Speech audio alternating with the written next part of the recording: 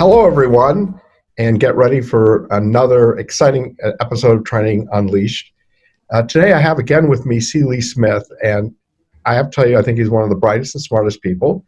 And we're going to talk about something today that I think is really important. We're going to talk about hiring, having great people, and we're going to talk about the need to hire people that care and want to learn.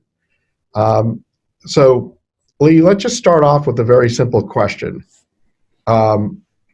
What should people be looking for when they're looking to hire people? I think that you want to look for four things. And of course, I come from a sales perspective, so we can modify this as you will for other people in an organization. But I think that there are really four things when you're looking at salespeople that you need to look at. What I call the four fits, and that's FITS, fits.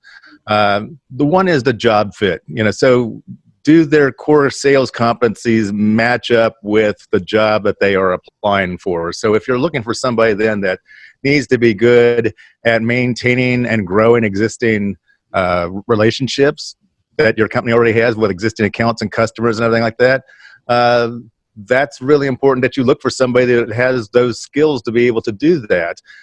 If you're looking for somebody who's a new business hunter who's just going to come in and generate the initial sale and then turn them over to somebody like that, that's not nearly as important. But then other factors are at play, that they need to be really good at prospecting. They really need to be assertive and determined. They need to have a high resilience factor. And so it really depends. And then, of course, if you're in marketing, that's a different skill set. Just as a salesperson has a different skill set than a trainer does, or a trainer than another position in a company, the same thing then applies then to sales, but also applies across the gamut. Job fit. So again, going back to sales, resilience is something that is one of those things that is really critically important, though, that a lot of people tend to overlook when they're hiring for a salesperson. And as a matter of fact, it's like when we surveyed about 725 sales managers of 5 salespeople or more on their team. And we gave them a list of 25 different characteristics. So what do you look for when you're hiring for a position? Pick the top 10. And the ones that they picked most often was number one, they're looking for problem solvers, which is very important these days because that's, it's our job to identify problems and then try to solve those problems and get them to spend money doing it. Confidence is number 2. Having a positive attitude, being optimistic is number 3. And really, it's like, I would actually dare say that really should be number 1 because attitude is everything. Do they take initiative? Totally agree on that one. Takes initiative is number 4, and time management's number 5. And one of the things that I thought was striking to me is like there were 5 traits, though, that really we have been able to correlate with the most successful salespeople that didn't make that list. And the number 1 thing is curiosity. And we want people then to be curious about our customers and their customers' customers and how they use their products and where they fit into the big equation and understand how the business works so that they can create some impact, some positive impact there. They need to be courageous, and maybe courageous is a better word to use for that is boldness. So we're not talking about someone who's willing to to fight off a lion or climb Mount Everest or anything like that. We're really talking about someone who's willing to be bold enough then that, if the decision maker is somebody other than the person you're talking to, who we invested a long time in developing that friendship with, that you're not afraid then to ask them to speak to the decision maker for fear that, I might offend this person and upset them. That or if the decision maker is the CEO, that you're courageous enough to pick up the phone, and call the CEO. Resilience is number 3 because I see a lot of this. You've heard a lot of stories about most salespeople that they quit after 1 or 2 calls or emails or forms of communication, and that's pretty true. And also, when they're told no, it's like, okay, they take it as a no and they move on to something else. When with a little bit more digging, they could have found that the no means not right now, or you're not the problem to this particular solution, but you might have a different. You might have the ideal solution to another problem that they might have down the road, but a lot of salespeople give up on that account. Empathy is number 4. And I know this gets talked a lot about in training circles, and it's also very true, in sales, because all decisions are made emotionally and backed up logically. And so if you're not in tune, if you don't have high emotional intelligence, and you don't have a lot of self-awareness, you could be off-putting a lot of prospects without even knowing it. And you also then fail to make an emotional connection, where if another salesperson is capable of doing that, guess who's more likely to make the sale? And the 5th thing, though, that strikes me that it's not any higher than it's only 59% of sales managers rank this in their top 10, which is coachability. Now, I don't have to tell you, given your area of expertise, Evan, that if you're not coachable, then the person that you're hiring, it's like that's as good as they're going to get. If their mind is closed off, or if they're so dug into their belief system or their motivations and everything like that, their behaviors are never going to change based on new things that they pick up in training, because they're just not open to hearing it or considering it. And coachability is really important, because there could be no development. You're wasting a lot of time in coaching. You're wasting a lot of time in training if you have somebody then who's just not coachable. And I'm really stunned that only 59% actually rank that in the top 10. Yeah, I'm totally with you. I used to always say that I had one non-negotiable, which is attitude. I added the other non-negotiable, which is coachability. And Smart. The one question I always ask people is, so what book have you read about your profession to help you get better? And just stunned at how many people have, if they're looking for sales job, if they're have read no books. Yeah. How do you manage? No books. Have you ever read a book about? No books. And occasionally I now get, well, I'm listening to this podcast or I'm listening to that podcast, and that's the same as reading books. But so many people are not investing in themselves and improving themselves. It's scary. And as a hiring manager, I would look at that and say, if you're not willing to invest in yourself, then why should I invest in you? Yeah. So let me ask you a question that I think plagues a lot of businesses, and that is that they tend to hire people that have done the job in their industry before, mm-hmm. because they don't have the ability to actually train people. So my argument, or here, let me pose it as a question rather than a statement, is, mm-hmm. is it better to hire a seasoned person who has a lot of experience in your industry that maybe isn't scoring as high in those 5 traits? Or is it better to hire somebody that scores really high in those 5 important traits to you, but doesn't have any product knowledge or direct knowledge, maybe tangential knowledge, but not direct knowledge? So you got to do a lot of product training. Which is easier, product training or skills training? Well, obviously, product training is definitely easier than skills training, especially when we're talking about soft skills. So, but I would say that the only time in my mind is it acceptable to hire somebody who's more experienced, but that does not possess high curiosity, empathy, resilience, boldness, and coachability, is that if you can't train, if you can't train them, it's like, then you need to hire the best. What you're hiring is what you're going to get. And that's all you're ever going to get. That's the best of what you're going to get. And that's the only time where I would find that's acceptable. But it's like, if you can't train a new salesperson, or you can't train a new person on what your company does and why it's important and how it's used and the impact it has on society and how it makes people's lives better, you're never going to be able to sell it. So it's like, I just think the product training is like, you have to go back and evaluate, why are you in business? Why did the company start? What is its missions and values? What is the purpose of the company? Start there, and then you can translate that then to the products and services. I think with some forethought and someone who's moderately good at instructional design, it shouldn't be difficult then to hire somebody then who does not have that experience, but possesses all those other traits. Because here's how I look at it. Their resume indicates where they've been. but it's their mindset that reveals where they're going. And you're not, and past performance is not indicative of future success. Just because they were successful at another job in another company with a different manager and a different culture doesn't mean that when they come to your company with your manager and your culture selling your product line that they're going to be equally successful. So, that's in the past, that's backward looking, and you need to be more forward looking and think about someone who has the great attitude, great coachability, the resilience, and the empathy then has a much stronger chance of being developed into the salesperson, for example, that you're looking for, or any position that you're looking for, when combined with the proper onboarding procedure and good training, and then followed up with developmental coaching after that. I totally agree with you. And I find that the more experienced, or maybe I'm trying to avoid saying the older, so I'll just say it.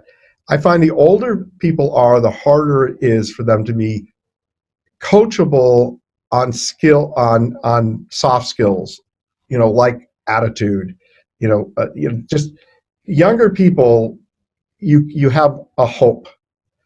But the older someone is, the more ingrained their personality traits are. So to me, I think, the 5 traits you're talking about: train people on product. It's easy. Train people on your methodology of selling. It's easy. But now let's go to the real question, which is, how do you figure out people have these traits?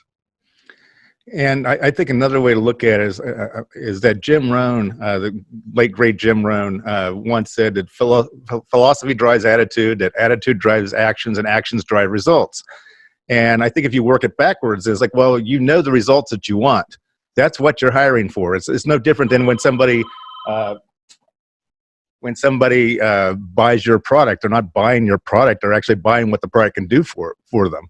And so you're hiring, with a set of results in mind. So you have to then take a look at, not, if you want those results, you want to improve results, you have to change behavior. If you want to improve the behavior, you've got to change your attitude or your motivation. And if you want to improve your attitude and motivation, then you actually have to change your core values a little bit. And the neat thing about that is that through analytics, we can measure core values, we can measure motivation, we can measure natural behavioral tendencies.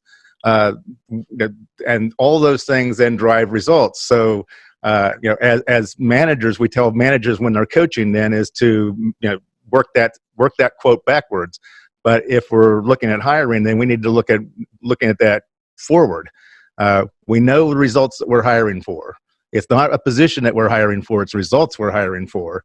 And let's take a look at those 3 things that are lead indicators of actually generating those results.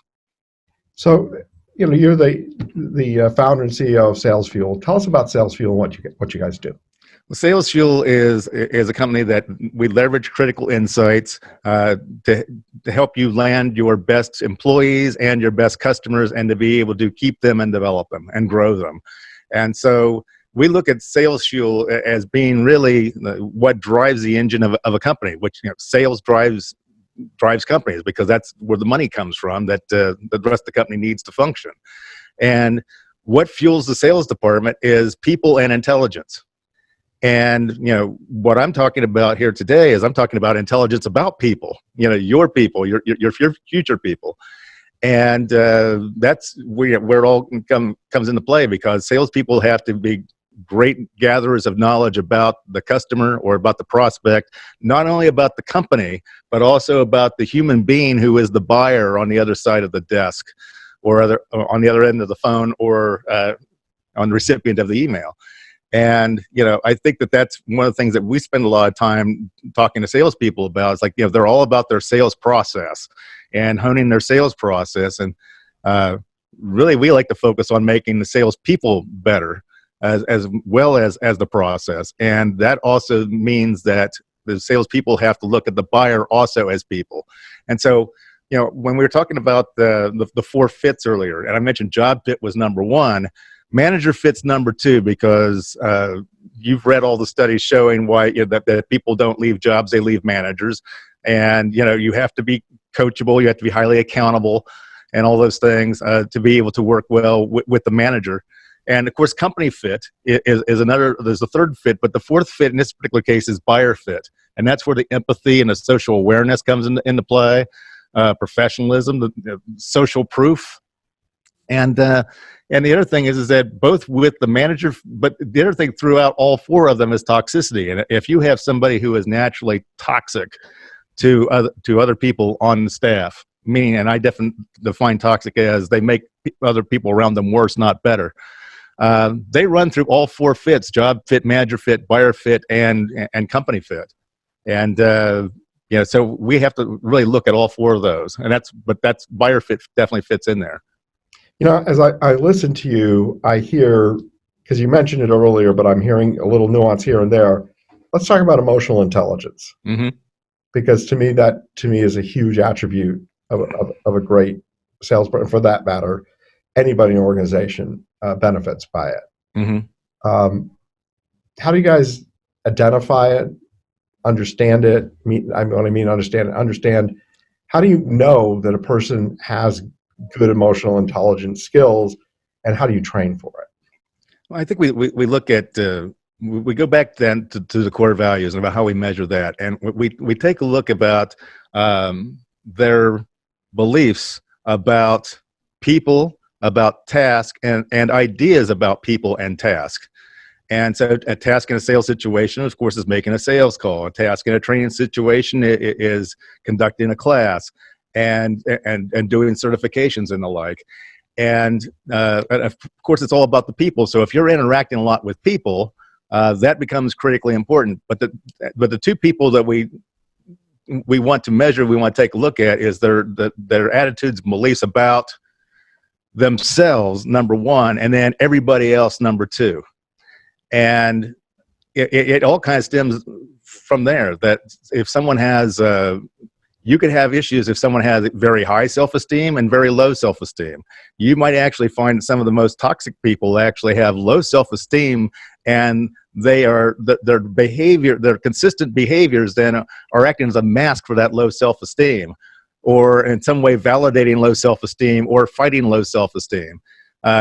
So you might mistake certain toxic behaviors as someone being high, thinking very highly of themselves and on their high horse and everything like that, when the reality of it, they're just masking actually just the opposite. So it's their beliefs about themselves, but it's also their beliefs about other people.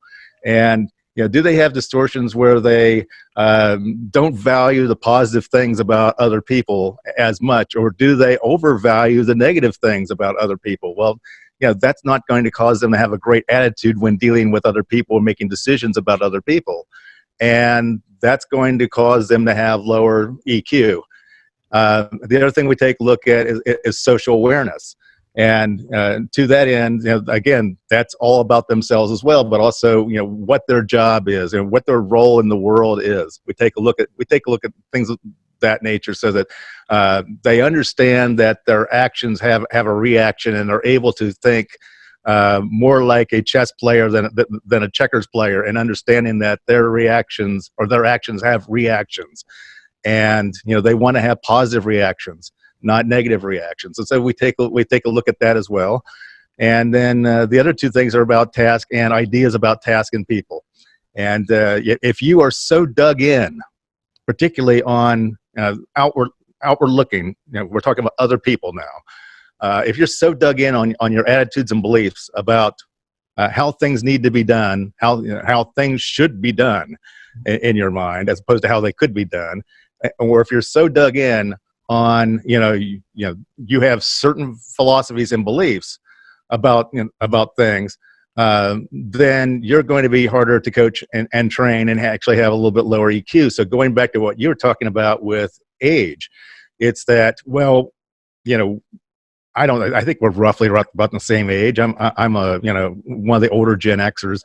And, when we came to work, it's like if the boss didn't say anything to you, that was a good thing. It's like you were keeping your nose clean, you were out of trouble. And nowadays, if your boss doesn't say anything to you, what's wrong? Is he mad at me? It's like, does she not care about me? I mean, it's a totally different, completely different mindset.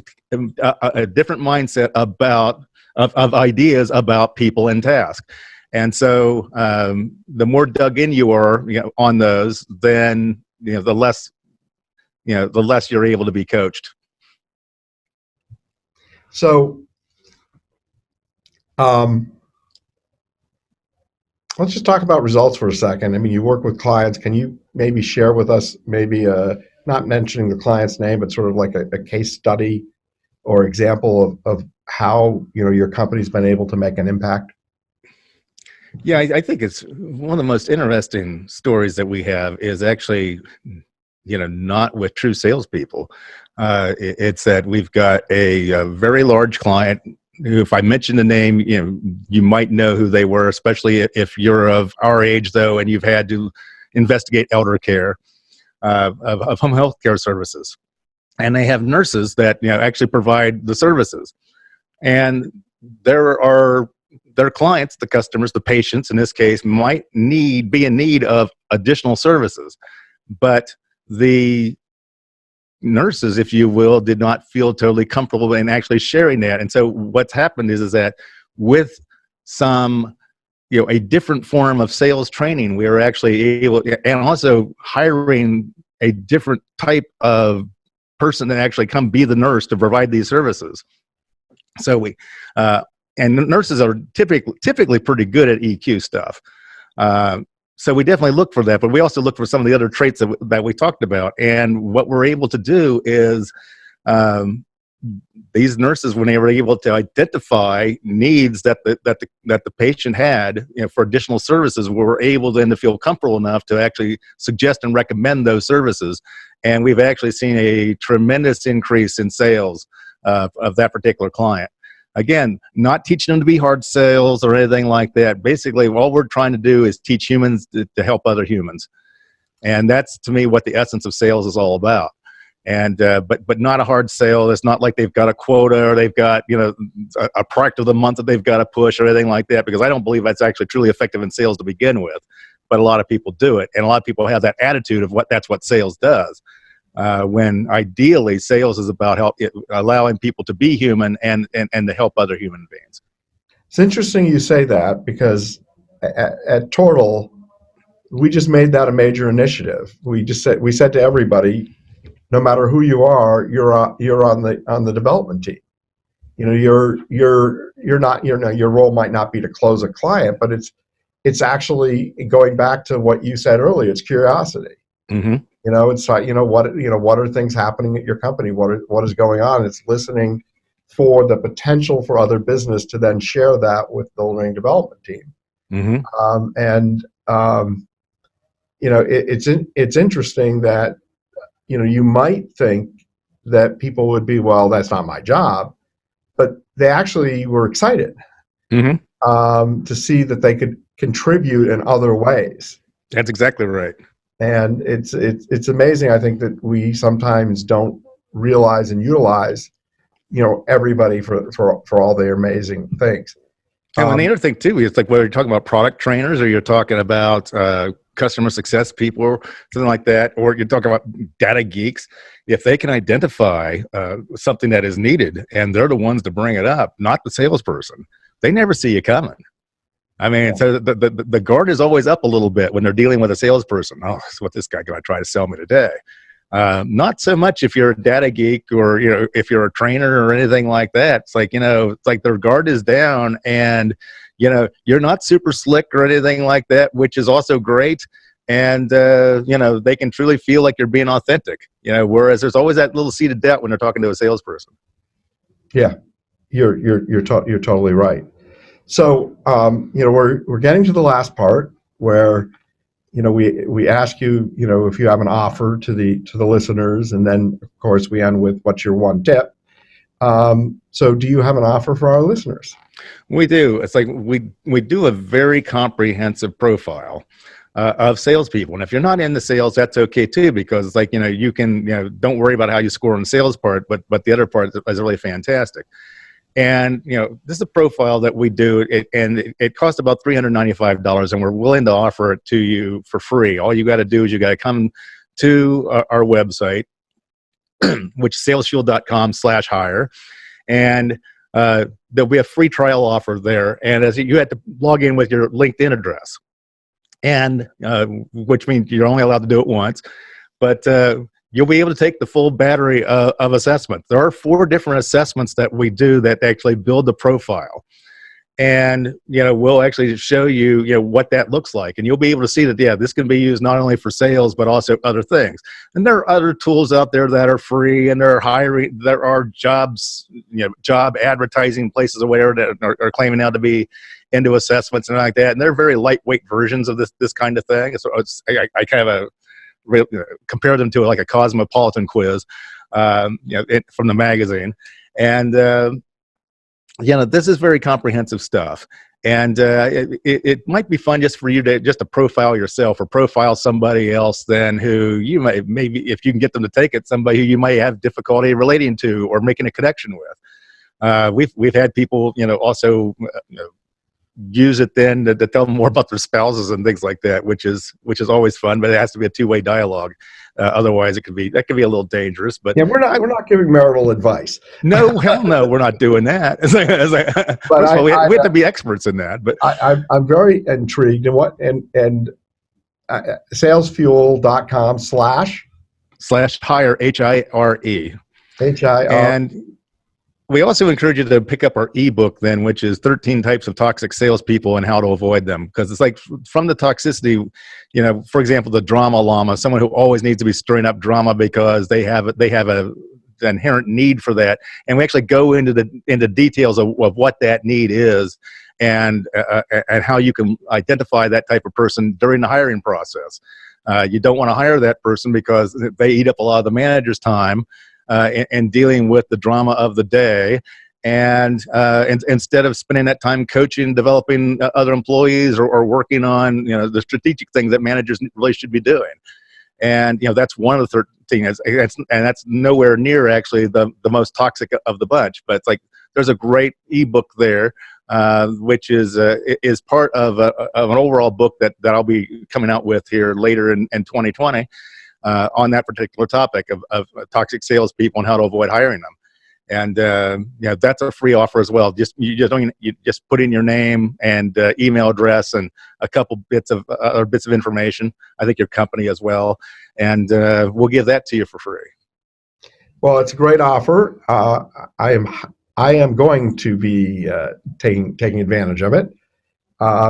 We don't have time, so I'm not asking this question, but I'm going to give you, in your book, it'd be great if you talk about how to get rid of them, not just how to hire them.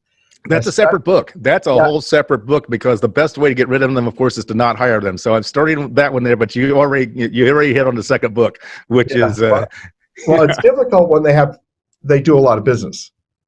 And this is the failure I've made a lot of times, is toxic personality, high-performing personality. Oh, yeah. And you're like addicted.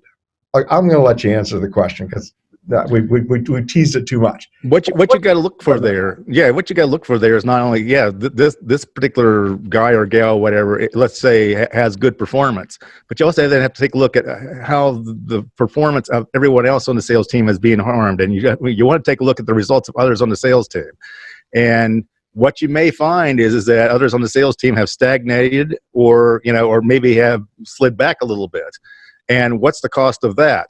And then you also have to take a look at how much of that, if you brought in a different person than who wasn't toxic, didn't have one of these 13 personality types, and it's like, well, how much business could they do? And then take a look at consider then the amount of time that is being spent by management and by other people then dealing with or working around this toxic personality, and what that does to the culture of the company. Take a look at your retention rate. If you start to see people, more people leaving than they have in the past, there's a tremendous expense there. All those types of things need to be brought into consideration. And eventually you'll probably find that one or two things will happen. That performer then will think so highly of themselves and become so frustrated with either your incompetence or the company or something like that they'll move on and they'll go by themselves. That's the best thing that can happen to you. Or you might find that you're going to have to make the difficult decision then to dismiss them from the company. And that can get a little tricky because it's much easier to hire people than it is to fire them these days. And we highly encourage that you don't go it alone, that you use the HR resources and the HR people that you have. If not that, then reach out to employment law experts and make sure that you're doing everything right, because that can be a very dangerous situation. All good points. Terrific guest. I'm going to end with, if you have one tip, what would that one tip be for our listeners? If I have one tip when you're hiring salespeople, is that normally when we have a conversation, whether it be with somebody new or a colleague or something like that, we're taught to always assume positive intent and that they have the best interest at heart until we know otherwise. But that's the assumption that you should make. When you're in the process of hiring a salesperson, however, salespeople can be good liars. Now, the best salespeople don't need to lie. Okay, but salespeople can be good liars. So my advice is to have your guard up. Assume that they're telling you a lie, or to some extent, it's an exaggeration, and verify. And that's where our assessments with SalesFuel Hire come into play, because it gives you another set of eyes then to verify that who they say they are actually is who they are, or maybe it's not. And then if they tell you that they landed this big account all by themselves or something like that, is you can do a little bit digging to find out, did they really land this big account, or did it happen by circumstance, or was somebody else responsible for it? And then to look at other things like when they tell you that, oh, this gap in employment, well, it's like because they landed this big consulting contract and they were doing it on their own and everything like that. Do a little Google search to actually find out, gee, it's like, was there an employment announcement? It's like, hey, we just brought on this great new salesperson or something like that. Oh, and you might conveniently find that, jobs that have been left off of their LinkedIn account and left off of their resumes and everything like that to make themselves look better. And they fill the gaps with consulting or freelancing or something like that. It's one of the tricks that people use these days. And, assume nothing, and take nothing at face value when you're hiring a salesperson. I know it sounds cold, and it's not what we're taught to do in dealing with colleagues and other people that we know and that we work with. But you really have to do it when you're hiring, because you're trying to put your best foot forward to them, and they're trying to put their best foot forward to you. And if you're not careful, you could get a salesperson that is lying through their teeth, and the best sales job they'll ever do is the one that they're snowing you on during that interview, and you'll never see that person again once you hire them. That's always the thing that has amazed me. Is I've had the experience where someone wowed me in an interview, asked me great open-ended questions and did everything a good salesperson's supposed to do in the process, and then you hire them, and it's like, where did this person go? Mm-hmm. And on a very good tip. I want to thank you, Lee, for being on the show. I want to thank our listeners for staying with us to the end. A lot of great nuggets here. Thank you very much.